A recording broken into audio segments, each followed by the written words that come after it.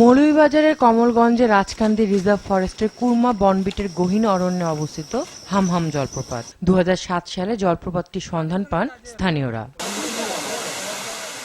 জলপ্রপাতে ঝরে পড়া পানি জঙ্গলের ভিতর দিয়ে ছড়া তৈরি করে বয়ে চলছে। বিভিন্ন ছোট বড় ছড়া আর জঙ্গলের বন্ধুর পথ পেরিয়ে কলাবন পাড়ার জঙ্গলের প্রায় 8 কিলোমিটার ভিতরে দৃষ্টিনন্দন এই হামহাম জলপ্রপাতটির অবস্থান।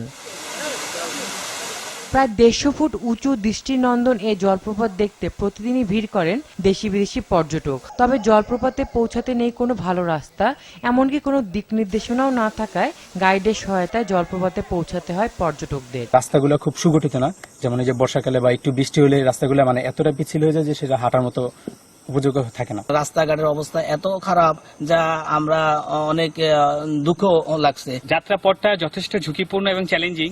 তো এখন ট্রেলটা সব কিছু ঠিক আছে এবং কিছু কিছু আমরা গাইডের মাধ্যমে আমরা কিছু এখানে হেল্পফুল পেয়েছি, অ্যাসিস্ট্যান্স পেয়েছি, যেগুলো না হলে আমাদের হয়তো কারো বিপদ ঘটতে পারত। পর্যটকদের সুবিধায় বিভিন্ন উদ্যোগ নেওয়ার আশ্বাস দেন জেলা প্রশাসক। হামহাম জলপ্রপাতে এলাকায় পুলিশি নিরাপত্তা দেওয়া হচ্ছে পর্যটকদের জন্য।